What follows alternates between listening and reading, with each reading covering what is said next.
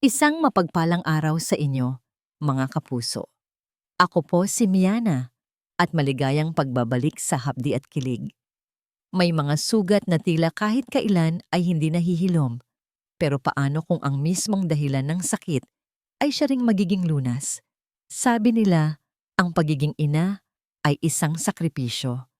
Ngunit paano kung ang pinakamalaking sakripisyo na kailangan mong gawin ay ang harapin ang lalaking minsan mong minahal at pilit na kinalimutan? Halina't pakinggan natin ang kwento ni Luningning. Hindi man lang ito kumatok. Bumukas lang ang pinto ng kanyang maliit na barong-barong at isang anino ang tumabon sa sinag ng araw sa sahig na kawayan. Napatayo si Luningning mula sa kanyang pagkakaupo, mula sa paghihimay ng maliliit na isda para sa kanilang pananghalian. Ang babaeng nakatayo sa kanyang pintuan ay hindi nagbago. Ang tindig, ang mamahaling damit, ang malamig na mga mata. Aling Dolores. Ikaw pala, sabi ng babae. Ang boses ay walang anumang emosyon. Isang makapal na sobrang puti, ang walang seremonyang bumagsak sa kanyang maliit na lamesa. Ang tunog nito ay tila isang malakas na sampal sa katahimikan ng buong kabahayan. Natigilan si Luningning. Ang kanyang mga mata ay napako sa sobre. Ano po ito? Mahinang tanong niya. Pera, diretsong sagot ni Aling Dolores na para bang iyon na ang pinakahalatang bagay sa mundo. Isang relocation package kung gusto mo. Sapat na yan para makapagsimula ka sa ibang lugar. Sa Malao. Hindi makapagsalita si Luningning, parang may bumara sa kanyang lalamunan. Ang hangin ay tila naging mabigat, halos hindi niya mahinga. Nagpatuloy si Dolores, ang bawat salita ay parang patalim na humihiwa sa kanyang pagkatao. Babalik dito si Clay. Mayroon siyang huling laban, isang napaka-importanting laban para sa kanyang future. At ayokong magkaroon ng anumang distraction. Distraction. Ang isang salitang yon ay umalingaw-ngaw sa isip ni Luningning. Parang may bubuyog sa loob ng kanyang tainga siya. Isang distraction. Isang multo ng nakaraan na kailangang itaboy. Hindi niya tiningnan ang babae. Ang mga mata niya ay napako sa sarili niyang mga kamay na nakapatong sa mesa. Mga kamay na magaspang, kalyo sa kapapalengke at kapapalaba.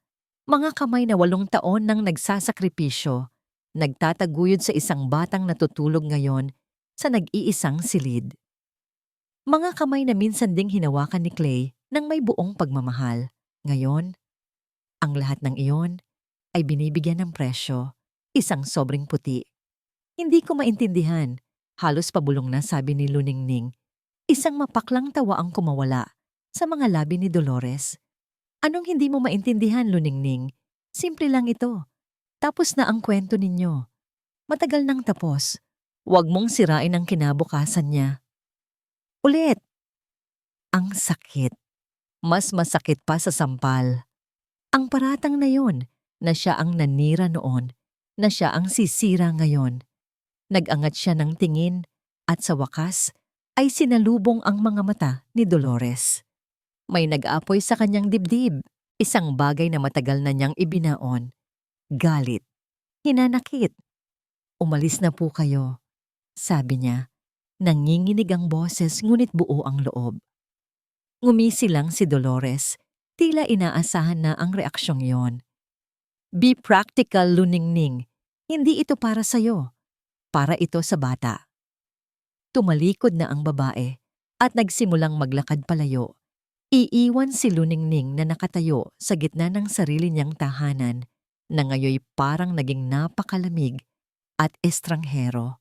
Ang katahimikan na iniwan nito ay mas nakakabingi pa kaysa sa kanyang mga salita.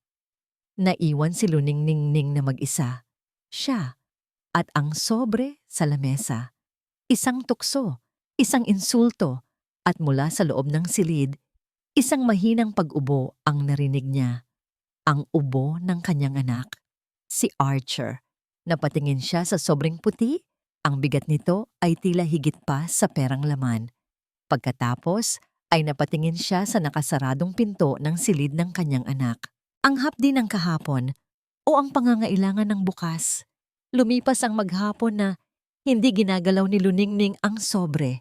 Itinulak niya ito sa isang sulok ng lamesa sa ilalim ng isang lumang basahan na para bang ang hindi pagkakita dito ay nangangahulugang hindi ito umiiral. Naglabas siya, nagsibak ng kahoy, naglinis ng buong bahay. Pinagod niya ang sarili. Pilit na iwinawaksi sa isip ang bigat ng sobrang iyon. Ngunit naroon pa rin ito. Isang puting multo sa gilid ng kanyang paningin. Isang insulto na nakabalot sa anyo ng tulong. Kinabukasan, ang bigat ay mas lalong naging totoo. Nang buksan niya ang lalagyan ng bigas, halos maaninag na niya ang ilalim nito. Ang resibo ng kuryente na nakasabit sa dingding ay tila sumisigaw ng paalala. Huling araw ng pagbabayad. At ang pinakamasakit sa lahat, nang kunin niya ang inhaler ni Archer para sa pang-araw-araw na gamit nito, naramdaman niya sa gaan nito na iilang buga na lang ang natitira. Ang pride ay isang karangyaan na hindi niya kayang panindigan ngayon. Dinala siya ng kanyang mga paa sa karinderya ni Marites, ang kanyang matalik na kaibigan. Habang naghihiwa ng sibuyas, ikinuwento niya ang lahat. "Ano ka ba, Ning?" sabi ni Marites na itinigil ang paghihiwa para harapin siya. Ang mga mata nito ay puno ng pag-aalala. "Pride? Ang pride ba? Makakabili ng gamot ni Archer? Ang pride ba? Mailalagay mo sa sinaing?" Hindi mo naintindihan, Tess, ang paraan ng pagbibigay niya. Parang binibili niya ang pagkatao ko. "Alam ko," sagot ni Marites. "Nakakainsulto pero be practical. Isipin mo na lang na bayad pinsala yan sa 8 taon na tiniis mo. Utang nila yan sa inyo ni Archer." Hindi nakasagot si Luningning dahil sa isang sulok ng kanyang puso, alam niyang tama si Marites. Samantala, sa kabilang dako ng kanilang barangay, isang anino ang mabilis na tumatakbo sa dalampasigan. Si Clay, pawis na pawis. Ang mga muscles sa kanyang braso at binti ay bakat na bakat. Ito ang kanyang ritual tuwing umaga. Ang paraan niya para ihanda ang sarili sa laban. Sa gitna ng kanyang pagtakbo, natigilan siya. May isang batang lalaki na nag-iisang naglalaro sa buhanginan. Gumagawa ito ng kastilyo. Maliit lang ang bata. Payat ang pangangatawan. Ngunit meron itong konsentrasyon na kahanga-hanga. Pinanood niya ito mula sa malayo. Hindi niya alam kung bakit. Ngunit may isang pamilyar na pakiramdam ang kumurot sa kanyang dibdib. Pinilig niya ang kanyang ulo. Marami namang bata sa lugar na ito. Nagpatuloy siya sa pagtakbo. Nakita rin ni Archer ang lalaki. Isang matangkad na estranghero. Tumigil ito sandali sa paglalaro. Tinitigan ang lalaking papalayo bago muling ibinalik ang atensyon sa kanyang ginagawang kastilyo. Pauwi na si Luningning mula sa karinderya, mas lalong gulong-gulo ang isip. Ang mga salita ni Marites ay umuulit-ulit sa kanyang utak. Be practical. Be practical. Sa wakas, nakapagdesisyon siya. Hindi niya kayang tanggapin ang pera. May dignidad pa siyang natitira. Hahanap siya ng ibang paraan, kahit mangutang pa siya. Isa sa uli niya. Gumaan ang kanyang pakiramdam sa desisyong yon. Naglakad siya ng mas mabilis, may bagong determinasyon. Ngunit pagbukas niya ng pinto ng kanyang bahay, ang lahat ng determinasyong yon ay gumuho. Nadatnan niyang nakaupo si Archer sa sahig, nakasandal sa dingding. Ang dibdib nito ay bahagyang umaangat baba, at may mahinang tunog na nagmumula sa bawat paghinga niya. Isang mahinang pagwiz, ang simula ng isang atake ng hika. Napatingin si Luningning sa kanyang anak pagkatapos ay sa lamesa kung saan nakatago ang sobrang puti, at sa tabi nito, ang halos wala ng lamang inhaler. Bigla, ang bigat ng mga barya ay naging bigat ng buhay ng kanyang anak. Walang segundo na sinayang si Luningning. Binuhat niya si Archer na ang munting katawan ay tila mas magaan kaysa karaniwan at halos tumakbo siya palabas ng bahay. Ang barangay health center. Kailangan nilang makarating doon. Agad. Ang bawat paghinga ni Archer sa kanyang balikat ay isang karayom. na tumutusok sa kanyang puso. Ang mahinang tunog ng hirap na paghinga nito, ang tanging naririnig niya, mas malakas pa sa tibok ng sarili niyang dibdib. Ang daan ay maalikabok. Ang sikat ng araw ay matindi. Ngunit wala siyang pakialam hanggang sa isang anino ang humarang sa kanyang dinaraanan. Isang matangkad na lalaki. Natigilan si Clay. Napako ang kanyang mga paa sa buhangin. Kanina lang ay nakita niya ang batang ito na naglalaro. Ngayon, nasa mga bisig ito ng isang babaeng. Nagangat ng tingin si Luningning, handang sigawan kung sino man ang humaharang sa kanya. Ngunit ang mga salita ay natigil sa kanyang lalamunan. Kilala niya ang tindig na yon. Kilala niya ang bawat hakbang. Kahit 8 taon na ang lumipas, parang huminto ang mundo. Ang alikabok, ang init, ang ingay ng mga alon sa di kalayuan. Lahat ay naglaho. Sila lang dalawa ang naroon, nakatayo sa gitna ng daan. Pasan-pasan niya ang isang sikretong hindi nito alam. Luningning. Ang pangalan niya, binigkas nito na parang isang panalangin, parang isang sumpa. Anong nangyari? Tulungan na kita. Umiling si Luningning, humigpit ang yakap kay Archer. Isang hakbang siyang umatras. Huwag. Kaya ko. Ang bawat salita ay matigas. Isang pader na muli niyang itinatayo sa pagitan nila. Ngunit hindi sa kanya nakatingin si Clay. Ang mga mata nito ay nakapako sa bata. Nakita niya ang hirap sa paghinga ni Archer, ang pamumutla nito.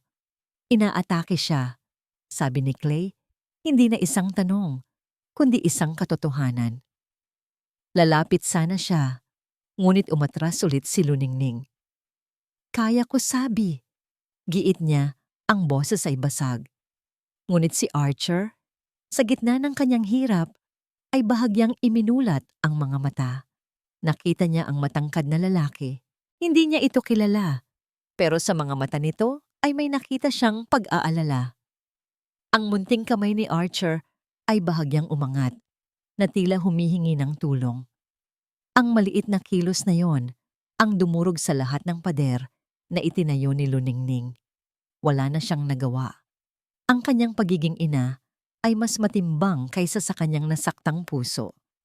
Tumango siya, isang beses, na halos hindi makita. Iyon lang ang kailangan ni Clay. Mabilis siyang humanap ng tricycle. Sa buong biyahe, walang nagsasalita. Ang tanging maririnig ay ang ugong ng motor at ang paghahabol sa hininga ni Archer. Nakaupo si Luningning sa loob. Si Clay ay nasa likod ng driver nang biglang gumalaw ang kamay ni Archer at walang malay na kumapit sa isang daliri ni Clay na nakasabit sa gilid. Isang kuryente ang tila gumapang sa buong braso ni Clay. Isang pakiramdam na hindi pamilyar, ngunit makapangyarihan. Napatingin siya sa maliit na kamay na nakakapit sa kanya. Napatingin siya kay Luningning na nakatingin sa labas. Pilit na hindi sila pinapansin. Sa health center, mabilis na naasikaso si Archer. Nilagyan siya ng nebulizer at dahan-dahan ang kanyang paghinga ay bumalik sa normal. Nakahinga ng maluwag si Luningning nang makitang kalmado na ang paghinga ng kanyang anak. Ang kaninang malakas na kabog sa kanyang dibdib ay unti-unti nang humuhupa at napalitan ito ng matinding pagod. Nakatayo lang si Clay sa may pintuan. Hindi alam ang gagawin o sasabihin. Estranghero siya rito. Isang tagalabas na nakisali sa isang problemang hindi naman dapat sa kanya. Ngunit may kung anong malakas na puwersa ang humihila sa kanya na manatili, na huwag silang iwan. Pinanood niya kung paano maingat na punasan ni Luningning ang pawis sa noo ni Archer, kung paano nito inayos ang kumot ng bata. Nakita niya ang pagmamahal, isang pagmamahal na dalisay at walang kapantay. Nang makaalis na ang nurse, matapos magbigay ng ilang paalala, isang nakakabinging katahimikan ang bumalot sa maliit na silid. Ang tanging maririnig ay ang mahinang pag-ikot ng electric fan sa sulok. 8 taon ng mga nandits, ng mga tanong, ng sakit. Lahat ng yon ay nasa pagitan nilang dalawa ngayon. Dahan-dahang lumapit si Clay. Tinitigan niya ang likod ni Luningning, ang bahagyang panginginig ng mga balikat nito. At sa wakas, binasag niya ang katahimikan. Isang tanong na 8 taon niyang hindi na itanong. Isang tanong na simple lang pakinggan, ngunit napakabigat ng kahulugan. Kumusta ka na? Ang boses niya ay mahina. Halos garalgal. Hindi lumingon si Luningning. Hindi siya sumagot. Ngunit naramdaman niya ang biglang pag-init ng kanyang mga mata. At sunod-sunod, walang tunog na pumatak ang mga luhang kanina pa niya buong tapang na pinipigilan. Hindi mapakali si Clay. Pagkatapos niyang ihatid sina Luningning at Archer, pabalik sa kanilang bahay. Isang paghahatid na binalot sa mas matinding katahimikan kaysa kanina. Bumalik siya sa resort kung saan siya tumutuloy, pero hindi para mag-ensayo. Ang mga luha ni Luningning na walang tunog, ang maliit na kamay ni Archer na kumapit sa daliri niya. Ang mga imaheng iyon ay paulit-ulit na naglalaro sa kanyang isipan. Mas malakas pa ang mga ito kaysa sa sigaw ng mga manonood sa arena. May mali, may kulang. Ang sakit na nakita niya sa mga mata ni Luningning ay hindi lang sakit ng isang lumang pag-ibig. Mas malalim, mas mabigat. Kinuha niya ang kanyang telepono at tinawagan ang nag-iisang tao na may sagot sa kanyang nakaraan. Clay, hiho, tumatawag ka? May problema ba sa training mo? Masiglang bati ni Aling Dolores sa kabilang linya. Tita, simula ni Clay, pinipilit na maging kalmado. Nakita ko siya. Isang sandaling katahimikan. Pagkatapos, ang boses ni Dolores ay biglang naging matigas. Sino? Ang babaeng yon. Sinabi ko na sa'yo, Clay. Huwag mo siyang hahanapin. She's bad news.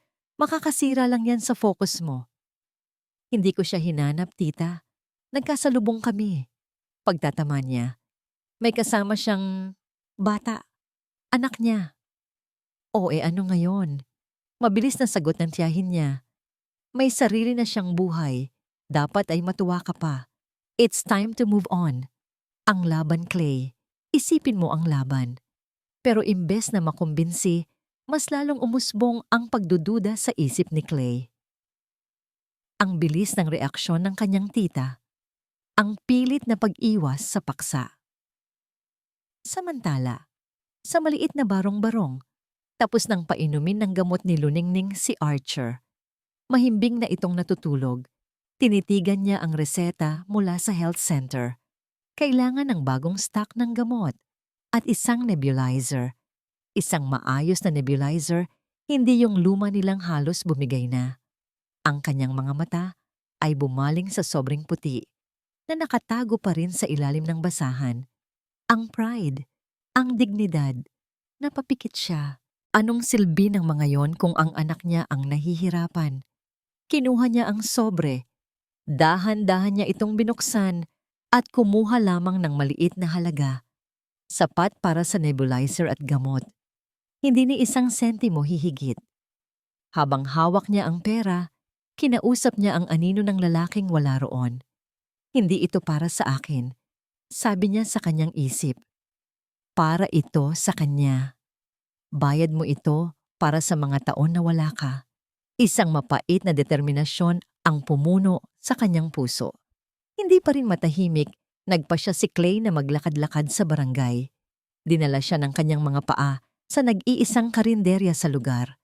Nag-order siya ng kape at naupo sa isang sulok, nagkukunwaring isang ordinaryong turista. Ang totoo, umaasa siyang may maririnig, kahit katiting na impormasyon. Si Marites ang nag-abot sa kanya ng kape. Tinitigan siya nito mula ulo hanggang paa. Ikaw yung sikat na boksingero, di ba? Tanong nito. Walang paligoy-ligoy. Tipid na ngumiti si Clay. MMA fighter po. Ah, oo. Pareho lang yun, sabi ni Marites. Sabay puna sa lamesa.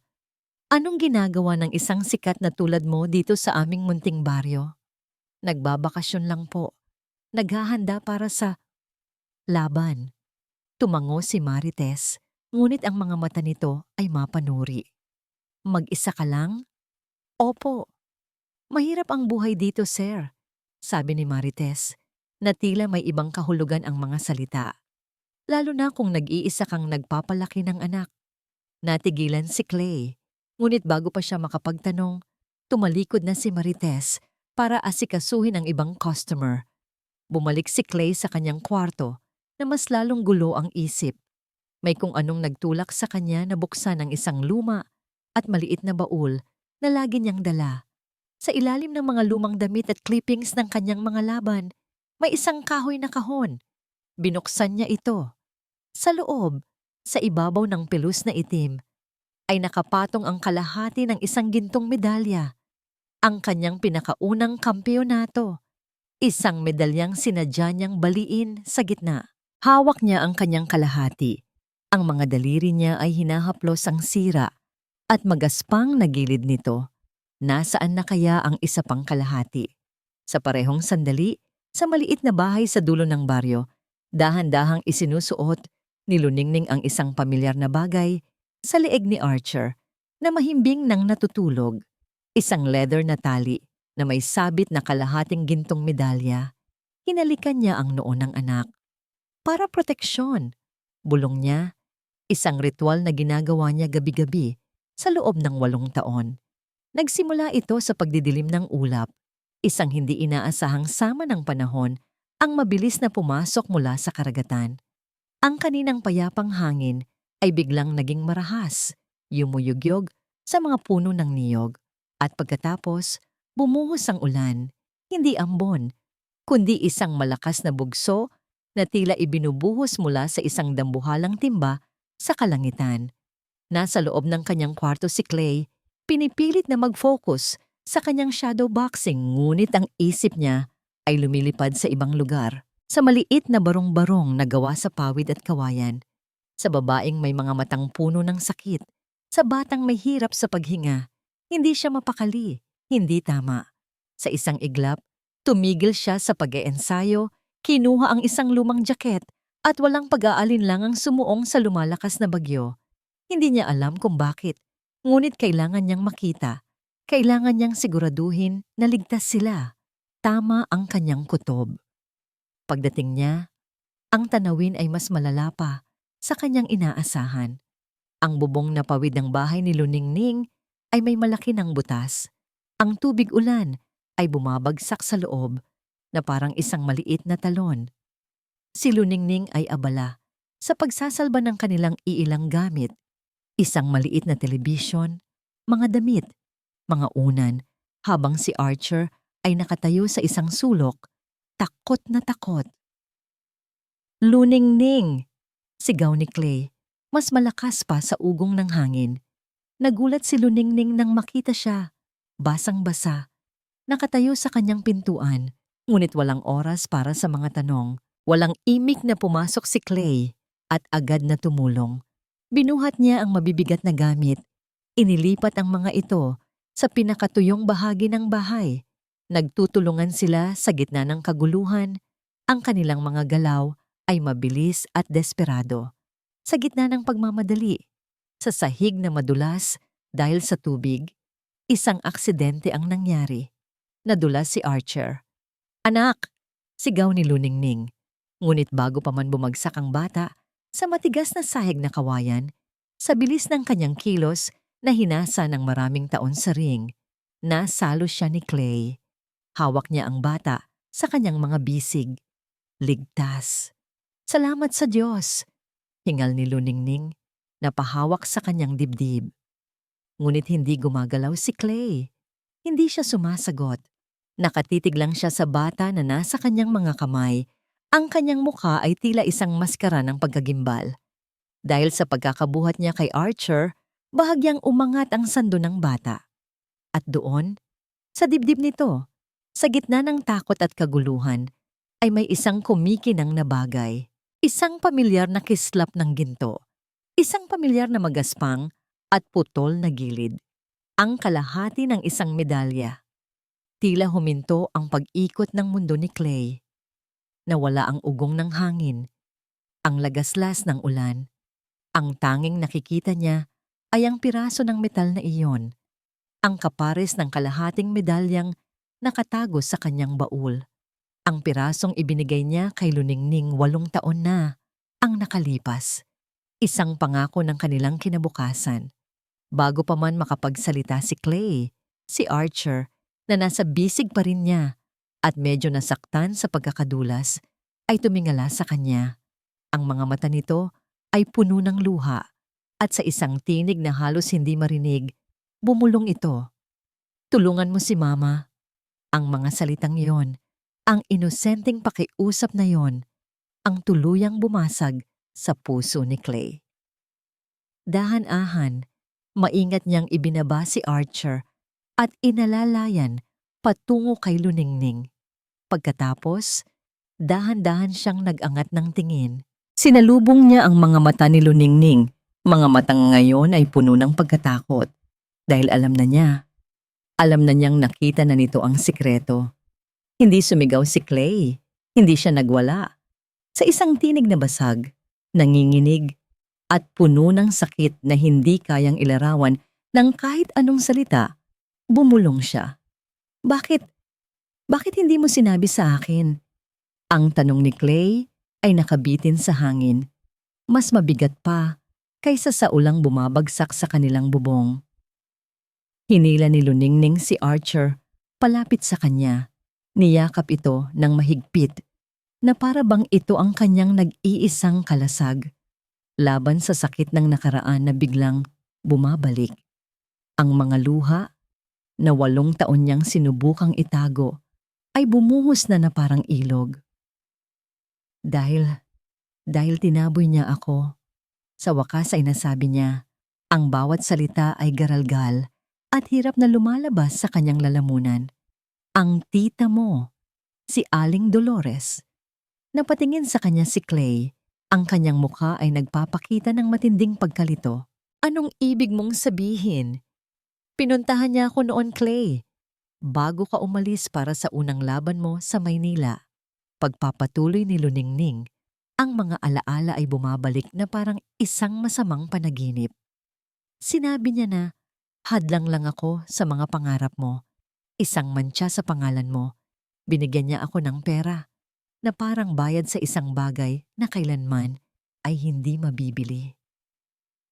Ang pagkalito sa mukha ni Clay ay dahan-dahang napalitan ng pangingilabot. Sinabi niya sa akin na kung mahal talaga kita, lalayuan kita. Dahil sa oras na malaman ng mga tao na may anak ka sa pagkabinata, masisira ang lahat ng pinaghirapan mo. Ang boses ni Luningning ay basag na sa pag-iyak. Naniwala ako sa kanya. Dahil sa hiya, dahil sa takot, at dahil ayokong maging dahilan ng pagkasira mo. Kaya umalis ako. Itinago ko siya. Itinago ko ang anak natin. Bawat salita ni Luningning ay parang isang suntok na tumatama sa sikmura ni Clay. Mas masakit pa sa kahit anong suntok na natanggap niya sa loob ng ring. Hindi. Umiling si Clay. Hindi makapaniwala. Hindi iyan ang sinabi niya sa akin. Tumingin si Luningning sa kanya. Ang mga mata ay puno ng tanong. Sinabi niya sa akin na ipinagpalit mo ako. Sabi ni Clay. Ang boses niya ay puno ng galit na ngayon lang lumalabas. Galit hindi para kay Luningning, kundi para sa kasinungalingan na pinaniwalaan niya. Sa isang mas mayaman, sinabi niya na ginamit mo lang ako, na kinuha mo ang pera niya at sumama ka sa iba. At ako, naniwala ako. Naniwala ako. Dahil bata ako. Dahil tiwala ako sa kanya. Dahil dinurog niya hindi lang ang puso mo, kundi pati ang tiwala ko. Ngayon, ang 2 piraso ng nasirang kwento ay nagkadugtong at sa gitna nito, ang 8 taon na nasayang. 8 taon na hindi niya nakita ang paglaki ng kanyang anak. 8 taon ng pag-iisa at paghihirap ni Luningning. Ang bigat ng lahat ng yon ay biglang bumagsak sa mga balikat ni Clay. Ang kanyang mga binti ay tila nang hina. Dahan-dahan, lumuhod siya sa basang sahig na kawayan sa harap ni Luningning at ng kanyang anak. Ang malaki at malakas na mandirigma ay ngayoy isang lalaking durog na durog. Hindi niya magawang hawakan si Luningning. Hindi niya magawang abutin ang kanyang anak. Pakiramdam niya ay wala siyang karapatan. Tumingala siya. Ang mga mata ay namumula at puno ng luha ng isang lalaking ngayon lang muling umiyak pagkatapos ng maraming taon. Patawarin mo ako. Bulong niya. Ang boses ay halos hangin na lang. Luningning! Patawad! Isang matinis na tunog ang biglang pumunit sa kanilang kalungkutan. Nagtunog ang telepono ni Clay. Nanginginig niyang kinuha ito mula sa kanyang bulsa. Sa screen ng telepono, isang pangalan ang umilaw. Tita Dolores. Isang malamig na kuryente ang gumapang sa buong katawan ni Clay. Ang sakit ay biglang napalitan ng isang malamig at matigas na galit. Tumingin siya kay Luningning. Isang bagong determinasyon ang nabuo sa kanyang mga mata. Pinindot niya ang answer. "Hello, tita," sabi niya. Ang boses ay kalmado sa isang paraan na nakakatakot. "Clay, kamusta ang ensayo? Huwag mong pababayaan ang sarili mo dyan, ha? Malapit na ang laban." Hindi na niya ito pinatapos. "Tita, kailangan po nating mag-usap." Hindi niya naaalala ang biyahe. Ang tanging alam ni Clay ay ang puting-puti niyang mga buko habang mahigpit na hawak ang manibela, ang malakas na ulan na humahampas sa windshield at ang paulit-ulit na pag-usal ng isang pangalan sa kanyang isip. Archer. Ang kanyang anak. Ang bawat metro na tinatakbo ng sasakyan palayo sa maliit na barong-barong ay parang isang paglalakbay palayo sa 8 taon ng kasinungalingan. Nang huminto ang sasakyan sa harap ng isang malaking gate ng isang marangyang villa, hindi man lang niya pinatay ang makina. Bumaba siya, basang-basa ng ulan, at naglakad patungo sa pinto. Ang bawat hakbang sa mamahaling marmol na sahig ay mabigat, puno ng galit na hindi niya kailanman naramdaman sa buong buhay niya. Si Aling Dolores mismo ang nagbukas ng pinto. Isang ngiti ang nakapinta sa kanyang mga labi. Ngunit ang nangiting iyon ay agad na naglaho nang makita ang anyo ni Clay. Ang basang damit, ang nanlilisik na mga mata, ang nanginginig na panga. "Clay, anong nangyari sa'yo? Bakit?" "Anak ko siya, tita." Putol ni Clay. Ang boses ay kalmado, ngunit may lamig na nakakapaso. Napakunot ang noo ni Aling Dolores. "Sino? Anong sinasabi mo?" "Si Archer. Anak ko siya." Ulit ni Clay. Bawat salita ay isang akusasyon. "At alam ninyo, matagal nyo nang alam." Isang sandaling katahimikan. At doon, sa isang iglap na pagbabago sa ekspresyon ng kanyang tiyahin, nakita ni Clay ang kumpirmasyon. Walang pagkagulat, tanging inis na nabuking na siya. "Ginawa ko yun para sa'yo, Clay," sabi ni Dolores. Ang boses ay matigas at walang bahid ng pagsisisi. "Para sa kinabukasan mo, ang babaeng yon, ang batang yon. Pabigat lang sila sa'yo. Tingnan mo ang narating mo ngayon dahil sa akin." "Anong narating?" Sigaw ni Clay. Sa wakas ay sumabog na ang kanyang galit. "Mga tropeo? Pera? Isang malaking bahay na walang laman? 8 taon, tita. 8 taon ninyong ninakaw sa akin. 8 taon na hindi ko man lang nayakap ang sarili kong anak. Hindi mo naiintindihan." Ganti ni Dolores. "Ako ang nag-alaga sa'yo. Ako ang nagpalaki sa'yo mula nang mawala ang mga magulang mo. Utang mo sa'kin ang lahat ng ito." Utang na loob. Ang salitang palagi niyang ginagamit para itali siya. Ngunit hindi na ngayon. "Hindi tropeo ang kailangan ko, tita," sabi ni Clay. Ang galit sa kanyang boses ay napalitan ng isang malinaw at matatag na realisasyon. Ang kanyang mga balikat ay lumaylay, hindi dahil sa pagkatalo, kundi dahil sa paglaya. "Pamilya ang kailangan ko." Natigilan si Aling Dolores. Nakita niya sa mga mata ng pamangkin ang isang bagay na hindi niya pa nakikita dati. Isang pinal na desisyon. Sa huling pagkakataon, Sinubukan niyang gamitin ang kanyang kapangyarihan. Kung lalabas ka sa pinto na, yan para sa babaeng yan, sabi niya. Ang bawat salita ay may diin at puno ng pagbabanta. Kalimutan mo na may pamilya ka pa. Kalimutan mo na ang laban. Ito na ang ultimatum, ang kanyang karera o ang kanyang pamilya. Tinitigan siya ni Clay ng matagal. Tinitigan niya ang babaeng minsan niyang itinuring na pangalawang ina, na siya rin palang kumitil sa kanyang unang pagkakataon na maging isang ama. Pagkatapos, walang anumang salita. Tumalikod siya. Naglakad siya palayo. Bawat hakbang ay isang pagpili, isang pagtalikod sa kasinungalingan, at isang pagharap sa isang bagong simula na hindi niya alam kung paano sisimulan. Narinig niya ang pagsara ng pinto sa kanyang likuran, isang malakas na kalabog na nagsasara sa isang kabanata ng kanyang buhay. Nagpatuloy siya sa paglakad pabalik sa ulan. Pagbalik ni Clay sa bahay ni Luningning, tumila na ang ulan. Ang natira na lang ay ang amoy ng basang lupa at ang tunog ng mga patak ng tubig mula sa mga dahon. Hindi niya alam kung ano ang sasabihin. Tumayo lang siya sa may pintuan. Ang kanyang malaking katawan ay tila hindi akma sa kaliitan ng tahanan. Si Luningning ay abala sa pagpupunas ng sahig. Hindi siya tinitingnan. Ngunit alam niyang naramdaman nito ang kanyang pagdating. Isang bagong tensyon ang namuo sa pagitan nila. Hindi na galit, hindi na sakit, kundi isang nakakailang nakawalan ng katiyakan. Aayusin ko ang bubong, sabi ni Clay. Ang boses ay mahina. Hindi sumagot si Luningning, ngunit hindi rin siya tumutol. Iyon na ang naging hudyat. Kinabukasan, sinubukan ni Clay na tuparin ang kanyang sinabi. Umakyat siya sa bubong na may dalang martilyo at ilang piraso ng yero na hiniram niya sa isang kapitbahay. Ngunit ang mga kamay na sanay sa boxing gloves at pagbabalot ng tape ay naging napakat-clumsy sa paghawak ng pako. Ilang beses niyang napukpok ang sariling daliri. Ilang beses na muntik na siyang mahulog.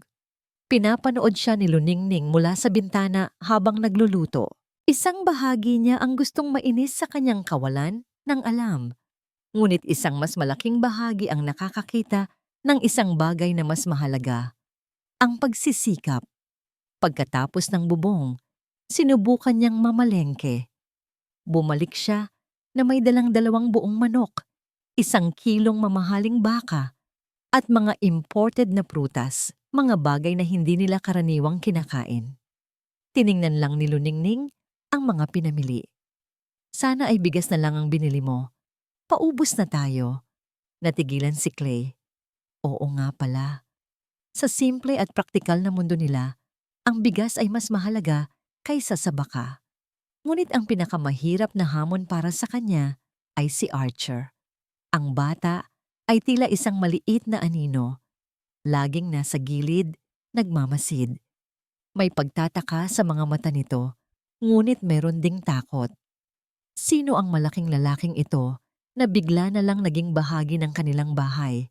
Isang hapon, sinubukan ni Clay na kausapin ang bata. Gusto mo bang turuan kita ng ilang basic moves? Alok niya, sabay pakita ng isang formang boxing. Para self-defense. Umiling lang si Archer at nagtago sa likod ng kanyang ina. Bigo, naupo si Clay sa buhanginan sa tapat ng kanilang bahay. Tinalikuran niya ang lahat para dito, ngunit paano niya sisimulan kung ang mismong dahilan ng lahat ay takot sa kanya? Ilang sandali pa, naramdaman niyang may dahan-dahang lumapit sa kanyang likuran. Si Archer, hindi nagsalita ang bata. Dahan-dahan lang itong umakyat sa kanyang likod. Nagulat si Clay, ngunit hindi siya gumalaw. Naramdaman niya ang magaang bigat ng kanyang anak sa kanyang likod. Napakagaan. Isang bigat na hindi maihahambing sa kahit anong bigat na binuhat niya sa gym. Ang init mula sa munting katawan ni Archer ay tila gumapang sa kanyang likod. Dumadaloy sa kanyang buong katawan, isang init na mas kaaya-aya pa kaysa sa sikat ng araw. Napapikit si Clay. Ninamnam ang sandaling iyon. Ito ang unang pagkakataon. Ang unang beses na kusa itong lumapit sa kanya. Pagkatapos, naramdaman niya ang isang mahinang tapik sa kanyang balikat. Isang ngiti, isang tunay at malawak na ngiti, ang unti-unting sumilay sa mga labi ni Clay. Ang ngiting 8 taon nang nawawala. Dahan-dahan, bumaba siya at sumuporta sa kanyang mga kamay at tuhod na parang isang kabayo. Tumingin siya kay Archer mula sa gilid ng kanyang mga mata. "Sakay na, boss," sabi niya. Ang boses ay masaya. Isang mahinang tawa ang narinig niya mula sa kanyang likuran. Ang tunog na yon, ang tawa ng kanyang anak. Para itong musika. Dahan-dahan, nagsimula siyang maglakad-lakad sa buhanginan. Pagkatapos ay tumakbo ng bahagya, ginagaya ang isang kabayo habang si Archer ay nakakapit ng mahigpit sa kanyang leeg, tumatawa ng malakas. Ang mga sigaw ng isang MMA champion ay napalitan ng mga masayang ungol ng isang amang naglalaro. Ang dalampasigan ang naging kanilang palaruan. Mula sa bintana, pinapanood ni Luningning ang lahat. Ang pader na yelo sa paligid ng kanyang puso ay nagsimulang magkaroon ng lamat. Nakita niya hindi ang sikat na manlalaban, hindi ang lalaking nanakit sa kanya, kundi isang ama. Isang amang buong pusong sinusubukang bumawi sa nawalang panahon. At sa unang pagkakataon, isang maliit na ngiti ang sumilay sa kanyang mga labi. Ang sandaling iyon ay tila perpekto. Isang maliit na piraso ng langit sa gitna ng kanilang magulong mundo. Ngunit ang mga perpektong sandali ay madaling mabasag. Isang lalaking naka-Amerikana at leather na sapatos ang biglang lumitaw sa dulo ng dalampasigan. Ang kanyang itsura ay hindi bagay sa lugar. Lumulubog ang kanyang mamahaling sapatos sa buhangin habang naglalakad siya papalapit sa kanila. "Mr. Clay Villanueva?" tanong ng lalaki.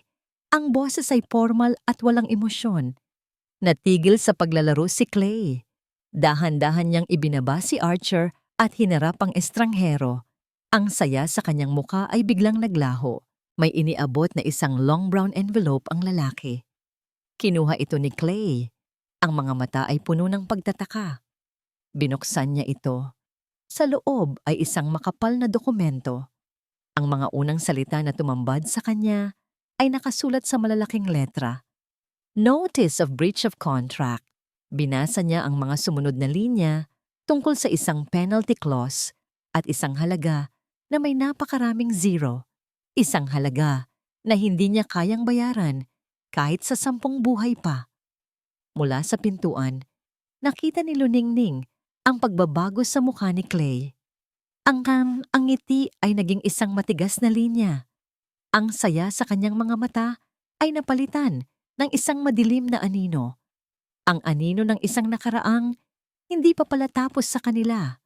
Ang mga zero sa papel ay tila sumasayaw sa paningin ni Clay. Isang halaga na kayang bumili ng 10 bahay na tulad ng villa ni Aling Dolores. Isang halaga na katumbas ng lahat ng premyo na napanalunan niya sa buong karera niya. Isang halaga na wala siya. Anong ibig sabihin niyan? Tanong ni Luningning mula sa likuran niya. Ang boses ay nanginginig. Nakita niya ang pamumutla sa mukha ni Clay. Itinupi ni Clay ang sulat. Pilit siyang ngumiti kay Archer na walang kamalay-malay na nakatingin sa kanila. "Wala ito, champ. Papel lang." Ngunit ang kanyang mga mata ay nagsasabi ng ibang kwento. Nang gabi ring iyon, pagkatapos niyang patulugin si Archer, hinarap niya si Luningning. "Wala na sa akin ang lahat." Pag-amin niya, ang boses ay walang laman. "Lahat ng ipon ko, lahat ng investments, nakapangalan sa kanya. Siya ang manager ko, ang tiwala ko, buong-buo kong ibinigay." Naiintindihan na ngayon ni Luningning. Ang pagtalikod ni Clay sa kanyang tiyahin ay pagtalikod din sa lahat ng yaman na pinaghirapan nito. Ang natira na lang sa kanya ay ang suot niyang damit at ang sasakyang minamaneho niya. Ang dating kampeon ay wala na ni isang kusing. Kinabukasan, nilununok ni Clay ang lahat ng kanyang pride. Maaga siyang gumising, hindi para mag-ensayo, kundi para maghanap ng trabaho. Una niyang pinuntahan ang mga mangingisda sa dalampasigan. Nag-alok siyang tumulong sa paghila ng lambat. Nagtinginan lang ang mga ito, napakamot sa ulo. Ang iba'y tila natatawa. Ang sikat na si Clay Villanueva, makikipaghilahan ng isda. Naku sir, baka magasgasan niyang mga kamao ninyo. Milyon ang halaga niyan, biro ng isa.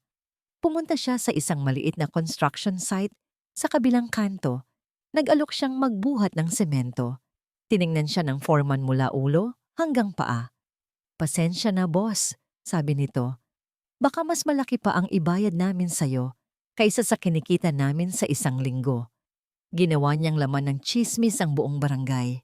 Ang dating idolo na pinapanood nila sa TV, ngayon naglalakad sa ilalim ng tirik na araw, nag-aalok ng lakas na walang gustong tumanggap. Gabi na nang umuwi si Clay, amoy araw, pagod at bigo. Naupo siya sa isang maliit na upuan sa labas ng bahay, nakayuko, nakatingin sa kanyang mga kamay. Ang mga kamay na dating nagpapatumba ng mga higante sa ring, ngayoy walang silbi. Napanood ni Luningning ang lahat mula sa bintana. Ang bawat pagtanggi na natanggap ni Clay ay parang isang sampal din sa kanya. Nakita niya ang kanyang pagpapakumbaba, nakikita niya ang kanyang desperasyon, at sa kauna-unahang pagkakataon, ang natitirang galit sa kanyang puso ay tuluyan ng naglaho at napalitan ng habag. Hindi siya nagsalita. Kumuha siya ng isang plato, nilagyan ito ng mainit na kanin at kapipritong galunggong. Dala-dala ang plato at isang basong tubig. Lumabas siya at dahan-dahang inilapag ito sa maliit na mesa sa tabi ni Clay. Nag-angat ng tingin si Clay. Nagulat. Hindi ngumiti si Luningning. Hindi rin siya nagsalita. Tinalikuran niya ito at pumasok ulit sa loob ng bahay. Ngunit ang kilos na yon ay mas malinaw pa sa kahit anong salita. Isang kilos na nagsasabing, nakikita kita. Hindi ka nag-iisa. Kinabukasan, habang naglalaba si Luningning, biglang dumating si Marites. Ning, kumalat na sa buong baryo. Sabi nito, naupo sa tabi niya. Ang tungkol kay Clay. Tumangulang si Luningning. Kawawa naman, sabi ni Marites. Uy, teka, kailangan ko pala ng dishwasher at tagabuhat sa karinderya. Medyo lumalakas ang benta. Bakit hindi mo sabihin sa kanya? Natigilan si Luningning sa paglalaba. Tumingin siya sa kanyang kaibigan. Pagkatapos ay sa labas ng kanilang bakod. Doon, nakita niya si Clay. Nakaupo ulit sa buhanginan. Nakatanaw sa malayo. Ang kanyang mga balikat ay nakakuba. Ang anyo ng isang lalaking talunan. Isang alok ng trabaho. Isang maliit na pag-asa. Ngunit ito rin ay isang pag-amin. Isang pag-amin na tinatanggap na niya ito bilang bahagi ng kanilang buhay. Handa na ba siya? Kinabukasan maaga pa ay nasa karinderya na si Clay.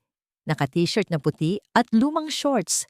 Hawak niya ang isang basahan at pinupunasan ang bawat lamesa. Mukha siyang awkward. Ang kanyang malalaking kamay ay tila masyadong malaki para sa pinakamaliit na baso. Ang mga galaw niya ay hindi pa sanay sa pagitan ng mga kumukulong kaldero at nagmamadaling customer. Si Marites, abala sa pagluluto ng sinigang, ay pasulyap-sulyap sa kanya. Nakangisi siya. Hoy Clay!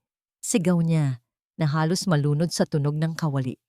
Dahan-dahan sa pagpupunas, baka masira mo ang lamesa. Mahal yan. Ngumiti lang si Clay. Isang tipid na ngiti. Ang kanyang pride ay nilunok niya ng buo. Ngunit sa bawat pagpunas, sa bawat pagbubuhat ng silya, may nararamdaman siyang kakaiba. Hindi man ito ang arena, hindi man ito ang spotlight, ngunit may silbi siya. May nagagawa siya. Dahan-dahan, natuto siya. Mula sa pagiging clumsy, naging mas mabilis ang kanyang mga galaw. Naging mas efficient. Ang dati nagpapagalaw lang ng mga kamao sa ring. Ngayoy nagbubuhat ng mga sako ng bigas, naghihiwa ng mga gulay, naghuhugas ng mga plato. Ang mga customer, na dati pa simple lang na sumusulyap sa kanya, ay nagsimulang kausapin siya. Nagtatanong tungkol sa kanyang mga laban noon. Humihingi ng payo sa pagpapalakas ng katawan. At dahan-dahan, ang tingin nila sa kanya ay hindi na isang dating sikat na bumagsak. kundi isang bagong miyembro ng kanilang komunidad. Isang araw, hawak ni Clay ang kanyang unang sahod. Maliit na halaga. Hindi maihahambing sa milyon-milyong kinikita niya noon. Ngunit para sa kanya, ito ang pinakamahalagang sahod na kanyang natanggap. Ang sahod na pinagpawisan niya, hindi pinagbugbugin. Hindi siya nag-aksaya ng oras. Dumiretso siya sa botika at binili ang pinakamodernong nebulizer na kayang bilhin ng kanyang pera. Binili rin niya ang pinakamaraming stock ng gamot ni Archer. Nang gabi ring iyon, habang mahimbing na natutulog si Archer, dahan-dahang inilapag ni Clay ang mga gamot at ang bagong nebulizer sa tabi ng bata. Ang kanyang malalaking kamay ay marahang humaplos sa buhok ng anak. Mula sa may pinto, pinapanood silang dalawa ni Luningning. Ang dating galit at hinanakit sa kanyang puso ay unti-unti nang natutunaw. Nakita niya ang pagbabago, ang pagpapakumbaba, ang pagmamahal doon, sa dilim, sa pagitan ng paghinga ng kanyang anak at ng presensya ng amang nagbabalik. Isang mainit na pakiramdam ang unti-unting kumalat sa puso ni Luningning. Kilig. Hindi pa rin siya nagsasalita. Hindi pa rin sila nag-uusap ng matagal. Ngunit ang bawat kilos ni Clay, ang bawat pagtupad nito sa kanyang responsibilidad bilang isang ama, ay mas malakas pa sa kahit anong salita. Isang hapon, habang abala si Clay sa paghahatid ng order sa isang kanto, nakarinig siya ng ingay. Mula sa malapit na paaralan, mga bata.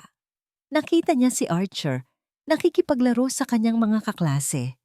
Pinagmamayabang nito ang kanyang baon. Ang sarap ng adobo ni Mama! Sigaw ng isang bata. Ngumiti si Archer. Mas masarap ang adobo ni Tatay. Napatigil si Clay, Tatay. Nakita niyang nakangiti si Archer. Ang kanyang dibdib ay puno ng pagmamalaki. Ngunit ang nangiti ni Clay ay mabilis na naglaho. May isang itim na van ang dahan-dahang huminto sa tapat ng karinderya. Lumabas ang isang pamilyar na anino. Isang babaeng nakasuot ng itim. Ang mga mata ay nakakubli sa likod ng malaking sunglasses. Si Aling Dolores. Hawak nito ang isang telepono at tila may kausap sa kabilang linya. Ngunit ang kanyang mga mata ay nakapako sa karinderya ni Marites, partikular. Sa isang lugar, sa lamesa ni Luningning, hindi pa natatapos ang laban. Nanginginig ang mga kamay ni Luningning nang marinig ang balita mula sa kabilang linya. Miss Luningning Guevara? Sabi ng isang formal na boses. Attorney Sanchez po ito. Nais ko po sanang ipaalam sa inyo na may inihain pong petisyon si Miss Dolores Villanueva para sa guardianship ni Archer Guevara. Napaupo si Luningning sa bangko. Pakiramdam niya ay nawalan siya ng lakas. Guardianship. Pagkuha ng karapatan sa anak niya. Ito na ang kinatatakutan niya. Ang huling sandali ng kapayapaan ay tila dinurog na. Bakit? Bakit po? Halos hindi niya maitanong. Nakasaad po sa petition na deficient daw po kayo sa financial capacity. At si Mr. Clay Villanueva na itinuturing niyang unstable dahil sa pagtalikod sa kanyang karera ay hindi raw po sapat upang suportahan ng bata. Paliwanag ng abogado. Nanlumo si Luningning. Ito na ang huling atake ni Aling Dolores. Isang pag-atake na direktang tumama sa kanyang pinakamamahal, si Archer. Nang makita ni Clay ang kanyang pamumutla, agad siyang lumapit. Ning, anong nangyari? Sino yan? Hindi makapagsalita si Luningning. Ibinigay lang niya ang telepono kay Clay. Nakinig si Clay sa abogado at dahan-dahang nagbago ang kanyang mukha. Mula sa pagtataka tungo sa matinding galit. Ang mga kamao niya'y humigpit, ngunit hindi na siya sumabog sa galit. Isang malamig at matalim na determinasyon ang pumalit. Nang matapos ang tawag, inilapag niya ang telepono. Hinawakan niya ang mga kamay ni Luningning. Mahigpit. Hindi nila kukunin si Archer sa atin. Sabi niya, ang boses ay matatag. Hindi nila magagawa yon. Ang mga salitang yon ay parang isang kalasag. Hindi na siya nag-iisa. Sa wakas, may kasama na siyang lumalaban. Kinabukasan, Lumuwas sila patungong syudad. Magkasama. Sumasakay sa bus na parang isang ordinaryong pamilya. Walang mamahaling sasakyan. Walang kaswal na biro. Tanging seryosong mukha at isang nagkakaisang layunin. Naglakad sila papasok sa isang abogadong inirekomenda ni Marites. Ang opisina ay hindi marangya, ngunit malinis at may hangin ng pag-asa. Napakabigat po ng kaso ninyo, sabi ng abogado, si Attorney Garcia, matapos basahin ang mga dokumento. Malakas ang kalaban ninyo. Kailangan nating patunayan na matatag kayong pamilya, na kayang-kaya ninyong bigyan ng stable na buhay si Archer. Paano? Tanong ni Luningning. Sa korte po, mahalaga ang papel. Kailangan nating patunayan na may legal kayong koneksyon. Kung kasal po kayo, malaki ang laban natin. Nagkatinginan si Clay at Luningning. Kasal. Hindi nila yon napag-usapan. Hindi nila yon pinangarap sa ganitong paraan. Hindi bilang isang pag-ibig na nagbunga, kundi bilang isang kinakailangan para sa laban. Isang matinding katahimikan ang bumalot sa kanila. At higit sa lahat, pagpapatuloy ni Attorney Garcia, kailangan nating patunayan na may masamang intensyon si Miss Dolores. Kung may ebidensya tayo na sinadya niya ang lahat ng ito, na mayroon siyang record ng pagmamanipula, malaki ang pag-asa natin. Biglang nag-iba ang ekspresyon ni Clay. Nag-isip siya ng malalim. Ang mga lumang alala ay dahan-dahang bumabalik. Mga papeles na pinapirmahan sa kanya ni Dolores nang walang pagpapaliwanag. Mga transaksyon sa bangko na hindi niya pinansin. Mga papeles, sabi ni Clay, halos pabulong. Marami siyang ang pinapirmahan sa akin noon. Mga kontrata, mga bank papers, hindi ko binasa ng maayos. Buong tiwala ako sa kanya. Napakabuti niyan, sabi ni Attorney Garcia. Sumigla ang boses. Kung makahanap tayo ng anumang anomalya doon, kahit maliliit na paglilihis sa batas, malaking tama ito kay Miss Dolores. Kailangan natin yan. Nagkatinginan ulit si Clay at Luningning.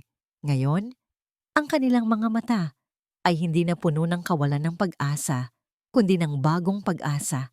Isang pag-asa na hindi na para sa kanilang dalawa lang, kundi para sa maliit na batang naghihintay sa kanila sa bahay. Para kay Archer. Sa gitna ng tensyon at paghahanda para sa nalalapit na laban sa korte, may isang mahalagang pangyayari sa barangay. Ang taunang fiesta. Ito ang panahon ng pagdiriwang, ng musika, sayawan at sari-saring pagkain. Ang buong komunidad ay nagkakaisa ipinagdiriwang ang kanilang patron. Ito ang kanilang pahinga mula sa pang-araw-araw na hirap ng buhay. Ngunit para kina Luningning at Clay, ito ay higit pa sa isang pagdiriwang. Ito ang kanilang pagkakataon upang ipakita sa lahat at sa kanilang sarili na sila ay isang pamilya. Isang stable na pamilya, tulad ng sabi ni Attorney Garcia. Abalang-abala si Marites sa kanyang karinderya. Ngunit sa araw na ito, hindi na lang siya ang nagtatrabaho. Si Clay ay nasa likod ng counter, tumutulong maghatid ng pagkain at magtimpla ng inumin. Mas mabilis na siya kumilos ngayon, mas sanay sa buhay baryo. Nasa gilid naman si Luningning, nagbebenta ng sariwang isda na inihaw. Maganda ang bentahan, ngunit ang kanyang mga mata ay laging nakatingin sa kung nasaan si Archer. Si Archer, masaya siyang tumatakbo sa gitna ng mga bata, nakikipaglaro. Ngayon ay may kumpiyansa na ito may kasama, may ipinagmamalaki. Nakita ni Clay na nakatingin si Luningning sa kanilang anak. Lumapit siya, may dalang dalawang baso ng sagot gulaman. Mainit ang panahon, sabi niya. Iniaabot ang isa kay Luningning. Kinuha ito ni Luningning. Ang kanilang mga kamay ay bahagyang nagdikit. Isang maliit na kuryente ang gumapang sa kanyang braso. Hindi niya na iniiwasan. Salamat, mahinang sabi niya. Ngumiti si Clay. Nakita ko si Archer. Ang saya-saya niya. Hindi ko akalaing ganun ang pakiramdam ng fiesta. Nasanay ka siguro sa mga malalaking party sa syudad. Sabi ni Luningning, may bahid ng biro sa kanyang boses. isang bagay na matagal nang nawala sa kanya. Mas gusto ko ito, sagot ni Clay. Tinitignan ng paligid, ang mga simpleng palamuti, ang nagtatawa ng tao, ang tunog ng karaoke sa kabilang kanto. Mas totoo, hinayaan niya ang kanyang mga mata na manatili kay Luningning na nakangiti na ngayon. Isang nangiting hindi pilit, isang nangiting totoo. Lumapit si Archer, hinihingal, hawak ang isang tiket. Tatay, Mama, gusto ko ng teddy bear. Pwede bang pakuha? Nagkatinginan si Clay at Luningning. Ang laro sa peryahan ay kailangan ng lakas. May isang malaking teddy bear na nakasabit sa itaas at kailangan mong itumba ang lahat ng lata gamit ang isang malaking martilyo. Sige anak, sabi ni Clay. Kinindatan si Archer. Ang tatay mo ang kukuha para sa'yo. Hinigit ni Archer ang kamay ni Clay. Yehey! Ang tatay ko ang pinakamalakas. Pinanood ni Luningning kung paano buong pagmamalaking kinuha ni Clay ang martilyo. Sa bawat paghampas nito, bumagsak ang mga lata. Ang mga tao sa paligid ay nagpalakpakan. At nang sa wakas, ay makuha niya ang malaking teddy bear, buong pagmamalaking ibinigay niya ito kay Archer. Niyakap ni Archer ang teddy bear, halos matakpan na siya nito. Pagkatapos, lumapit ito kina Clay at Luningning. Salamat po tatay, salamat po mama. Ngumiti si Clay. Ang kanyang mga mata ay nagtagpo ng kay Luningning, isang sandali ng pagkakaisa. Nang gabing iyon, habang nanonood sila ng mga paputok sa dalampasigan, nakaupo si Archer sa pagitan nilang dalawa, hawak ang kanyang teddy bear. Sana po laging ganito, sabi ng bata, nakatingala sa mga bituin na tila sumasabay sa ningning ng mga paputok. Hinawakan ni Clay ang kamay ni Luningning. Dahan-dahan, hindi niya ito inalis. Isang pangako. Ngunit ang kapayapaan ay madaling mabasag. Habang pauwi na sila, isang delivery boy ang biglang sumalubong kay Clay. Mr. Villanueva, may package po para sa inyo. Nagulat si Clay. Walang inaasahan. Kinuha niya ang maliit na kahon. Pagbukas niya nito, puno ito ng mga lumang dokumento, mga bank statements, at mga kontrata. Lahat ay may logo ng management group ni Aling Dolores. At sa itaas ng lahat, isang maliit na sticky note na may nakasulat na mga salita sa kamay na hindi niya kilala. Para sa katotohanan, ang araw ng pagdinig ay dumating na. Nasa korte si Luningning at Clay, nakaupo ng magkatabi. Ang kanilang mga kamay ay magkadikit sa ilalim ng lamesa. Isang tahimik na suporta para sa isa't isa. Hindi pa sila kasal, ngunit ang bigat ng kanilang pagkakaisa ay mas malinaw pa sa kahit anong piraso ng papel.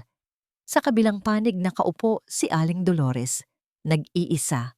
Ang kanyang formal na damit ay tila masikip sa kanya at ang kanyang mukha ay matigas, puno ng pagtatanggol. Hindi na siya ang Aling Dolores na may kapangyarihan at awtoridad. Ngayoy isang babaeng pinipilit na kumapit sa kanyang huling pagtatanggol. Nagsimula ang pagdinig. Unang nagpresenta ang abogado ni Aling Dolores. Ipinakita niya ang mga bank statements ni Luningning. Ang maliit na kinikita, ang mga gastusin para sa gamot ni Archer. Pilit niyang pinatunayan na si Luningning ay financially deficient at hindi kayang buhayin ng bata. Binigyan diin niya ang instability ni Clay, ang pagtalikod nito sa $1,000,000 na karera.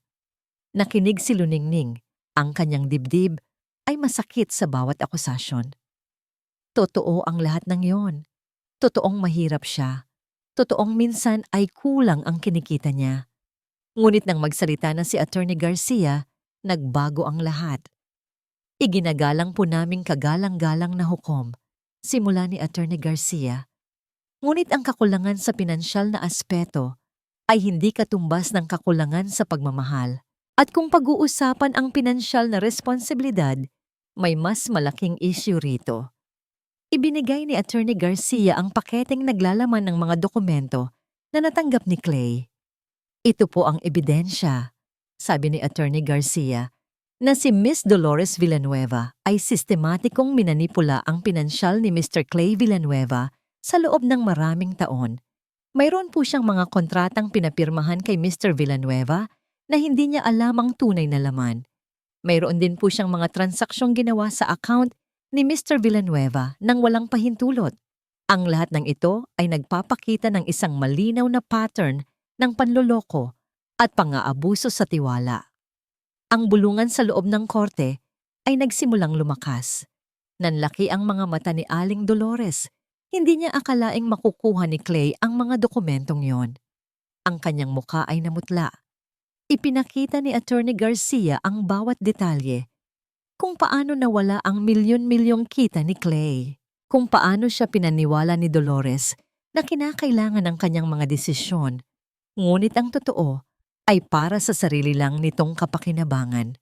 At pagkatapos, ipinakita ni Attorney Garcia ang ebidensya ng malaking halaga ng pera na ibinigay kay Luningning 8 taon na ang nakalipas, isang hush money na sinadya upang paghiwalayin ang magkasintahan at itago ang katotohanan.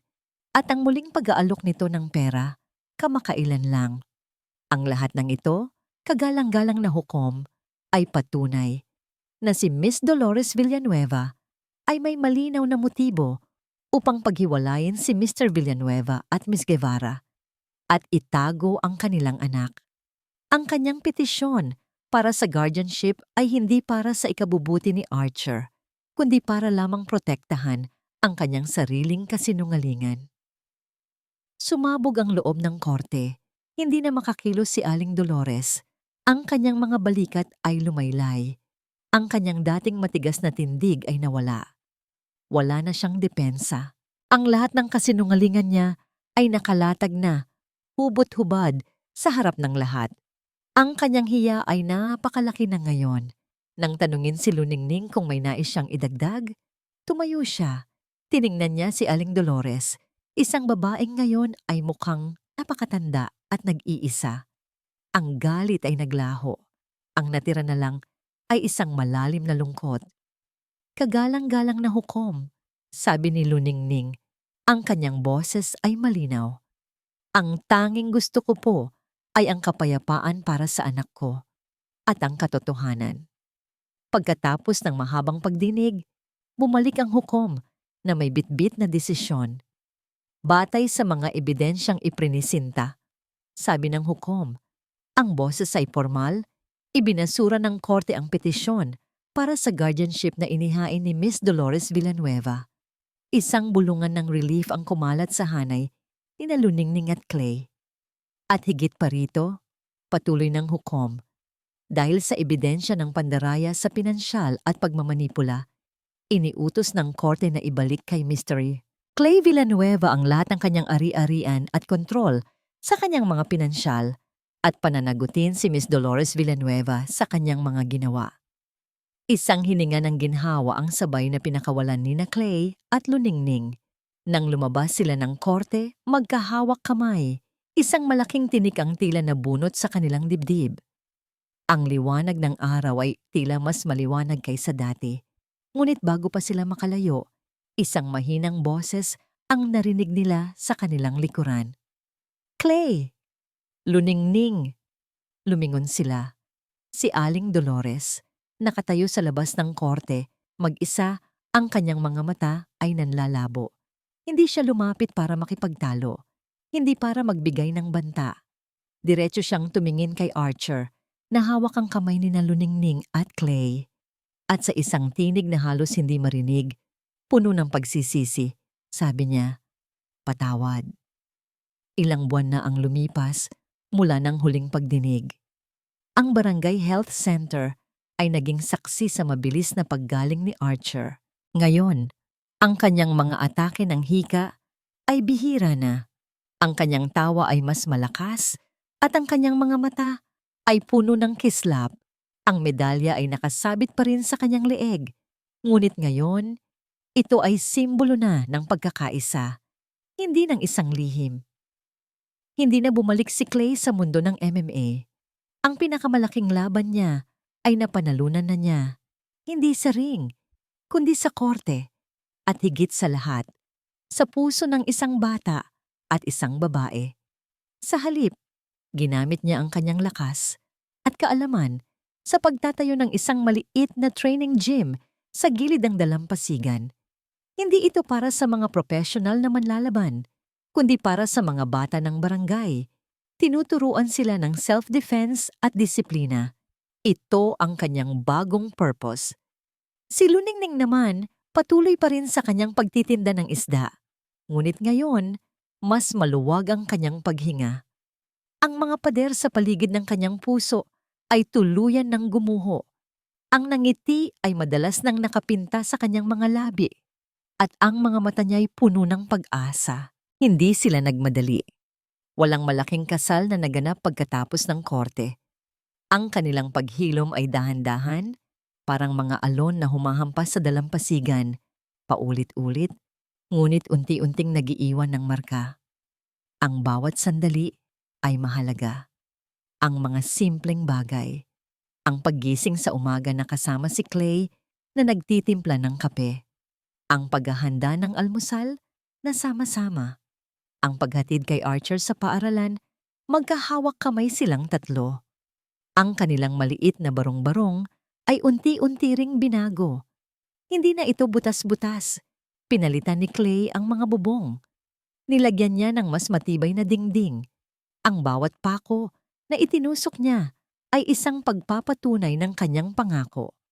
Isang hapon, habang papalubog ang araw, nakaupo silang tatlo sa buhanginan. Si Archer ay abala sa paggawa ng kastilyo habang si Luningning ay nakasandal sa balikat ni Clay. "Tatay," sabi ni Archer nang hindi lumilingon, "hindi mo po ba namimiss ang mga laban ninyo? Ang mga malalaking arena?" Napangiti si Clay. Tiningnan niya si Luningning na nakangiti rin. "Ang pinakamalaking laban ko ay napanalunan ko na, anak," sabi ni Clay habang marahang hinahaplos ang buhok ni Archer. At ang premyo ay mas mahalaga pa sa kahit anong championship belt. Tumingin si Luningning kay Clay. Ang pagmamahal sa kanyang mga mata ay walang kapantay. Ang kanilang nakaraan ay masakit, puno ng hapdi. Ngunit ang kasalukuyan ay puno ng kilig. Marahang hinawakan ni Clay ang kamay ni Luningning. Hindi na tulad ng sa korte na may takot at tensyon. Ngayon ay puno ng pagmamahal at pag-asa. "Umpisahan natin ulit," sabi ni Clay. Ang boses ay puno ng pangako. Tumango si Luningning. Ang mga luha ay nagbabadyang tumulo. Ngunit ito ay luha ng kaligayahan. "Umpisahan natin," sagot niya. At habang papalubog ang araw, ang tatlong anino sa dalampasigan ay nagmistulang isang buong pamilya.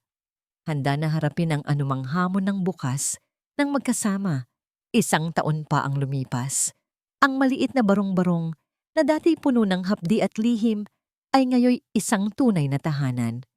Ang mga dingding na dating nakakita ng luha ay ngayoy saksi sa masayang tawanan ni Archer na ngayon ay mas malakas at malusog na. Ang kanyang mga atake ng hika ay isa na lang malabong alaala. Ang mga gamot at nebulizer ay nakatago na lang sa isang cabinet, hindi na kinakailangan sa araw-araw. Ngayon ang kaarawan ni Archer. Isang simpleng salo-salo sa likod bahay, kasama ang iilang kaibigan mula sa barangay. At siyempre, sina Marites. Ang simoy ng hangin mula sa dagat ay nagdadala ng sariwang amoy ng inihaw na isda at ang matamis na amoy ng banana cake. Si Clay, na ngayon ay mas payat na, ngunit mas malakas ang espiritu, ay abala sa pag-aasikaso ng mga bisita. Ang dating sikat na manlalaban ay ngayoy isang simpleng ama at asawa. Ngunit ang nangiti niya ay mas totoo at mas masaya kaysa kailanman. Nasa tabi niya si Luningning, ang kanyang mga mata ay nagniningning. Ang kanyang buhay ay hindi naging madali, ngunit ngayon, bawat hapdi ay tila naging susi sa pagbukas ng mas malalim na kilig at kaligayahan. Siya ang sentro ng tahanan na ito, ang ilaw ng pamilya. Habang nagkakasiyahan ang lahat, may inabot na isang sulat si Archer kay Luningning. "Mama, galing po kay Auntie Dolores." Nagulat si Luningning. Matagal na silang walang balita mula kay Aling Dolores. Binuksan niya ang sulat. Walang mahabang paliwanag, tanging ilang linya lamang. Sinabi nitong nasa ibang lugar na siya, nagsisimula ng bagong buhay. At sa dulo ng sulat, may kasamang isang maliit na sobre na naglalaman ng isang card na may nakasulat na Happy Birthday Archer at isang maliit na halaga ng pera. Dahan-dahan, itiniklop ni Luningning ang sulat. Tumingin siya kay Clay. Okay ka lang? Tanong nito. Tumango si Luningning. Isang mahaba at malalim na paghinga ang pinakawalan niya. Walang galit, walang hinanakit. Tanging isang matamis na kapayapaan. Nagkaroon sila ng kapatawaran, hindi lang para kay Aling Dolores, kundi para sa sarili nilang mga puso. Ang nakaraan ay bahagi na ng kwento nila, ngunit hindi na ito nagtatali sa kanila. Malaya na sila. Nang gabing iyon, pagkatapos ng party at pagkatapos patulugin si Archer, naupo si Luningning at Clay sa kanilang maliit na veranda. Hawak-hawak nila ang kanilang kape at nakatanaw sa malawak na karagatan. Sino ang mag-aakala? Sabi ni Luningning. Ang boses ay puno ng pagmamahal na ang pinakamalaking pagkakamali ng buhay ko. Ang magiging pinakamalaking biyaya. Napahawak si Clay sa kanyang kamay. Hindi ito pagkakamali, Ning. Ito ay isang pagsubok at napagtagumpayan natin nang magkasama. Niyakap siya ni Luningning ng mahigpit. Natagpuan nila ang kapayapaan. Hindi ito ang kapayapaan na walang problema, kundi ang kapayapaan na may lakas na harapin ang bawat problema. Nang magkasama, ang aral ng kanilang kwento ay malinaw. Ang pagpapatawad ay hindi lang para sa taong nagkasala, kundi para sa kalayaan ng sarili nating puso. Ang tunay na pag-ibig ay hindi lang sa mga matatamis na salita o malalaking pangako, kundi sa mga simpleng kilos, sa bawat sakripisyo at sa pagtayo ng magkasama sa gitna ng unos. Ang pamilya ang pinakamalaking premyo at ang pagmamahalan ang pinakamatibay na pundasyon ng isang tahanan.